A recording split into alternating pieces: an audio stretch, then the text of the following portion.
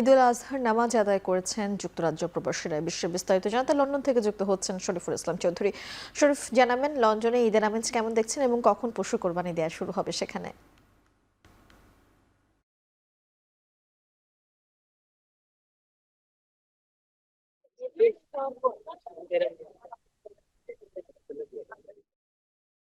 আপনি যেমনটা জানেন যে সৌদি আরবের সাথে মিল রেখে যুক্তরাজ্যে আজ ঈদ উদযাপন হচ্ছে।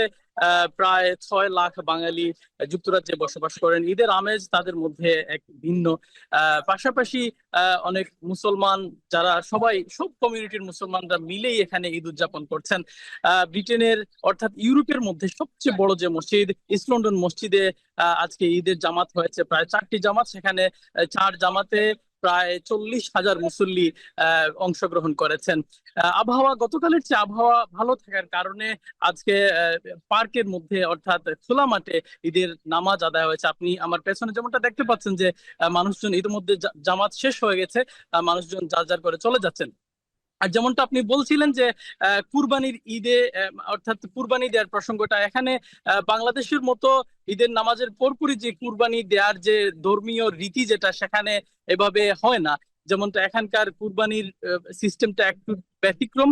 বুকিং এর মাধ্যমে এই ক্রেতারা নিয়ে থাকেন এবং বিক্রেতারাও এইভাবে দিয়ে থাকেন গ্রোসারি শপগুলোতে, এবং পরবর্তীতে তাদের অংশ অনুযায়ী তাদের পশুর অংশ অনুযায়ী তাদের বাসার মধ্যে পৌঁছে দেওয়া হয়।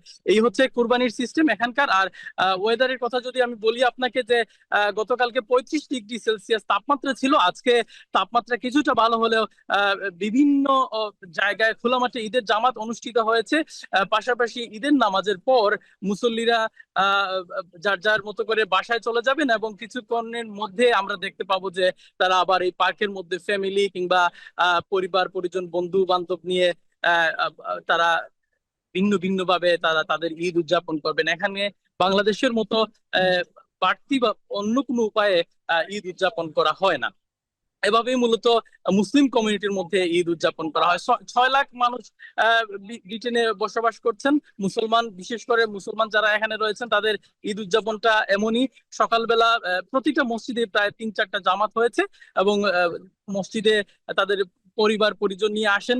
এবং আমি যে পার্কের মধ্যে দাঁড়িয়ে আছি, এটি হচ্ছে ইস্টামের ব্রম্পটন ম্যানর পার্ক। সেই পার্কে আহ একত্রে পুরুষ এবং আলাদাভাবেই, অর্থাৎ একই জামাতে আলাদাভাবে পুরুষ এবং মহিলাদের নামাজের ব্যবস্থা ছিল। তারা নামাজ আদায় করেছেন। এখন যার যার মতো করে সবাই আহ ঈদ নামাজ আদায় করে বাসায় চলে যাচ্ছেন। আর আবহাওয়া এখনো অনেকটা ভালো আছে। আহ, এখনো সকাল 10টা বাজে এখানকার স্থানীয় সময়। দেখা যাচ্ছে যে প্রায় 25 ডিগ্রি সেলসিয়াস তাপমাত্রা। তবুও হালকা বাতাস আছে। আহ, মানুষজন স্বস্তি বোধ করছেন, এবং আমি অনেকের সাথে কথা বলেছিলাম, তারা বলছেন যে ঈদ উপলক্ষে তারা, যারা এখানে পরিবার পরিজন ছাড়াই আছেন, তারা অনেকে দেশকে মিস করছেন, এবং যারা পরিবার নিয়ে আছেন তারা দীর্ঘদিন থেকে যারা রয়েছেন, তারা আহ ঈদের নামাজ আদায় করে তারা তাদের আত্মীয় স্বজনকে দেখতে যাবেন, এবং মা বাবার কবর যাদের এখানে রয়েছে তারা কবর জিয়ারত করতে যাবেন। এই হচ্ছে আহ আমার কাছে সর্বশেষ ব্রিটেনের ঈদ উদযাপন নিয়ে।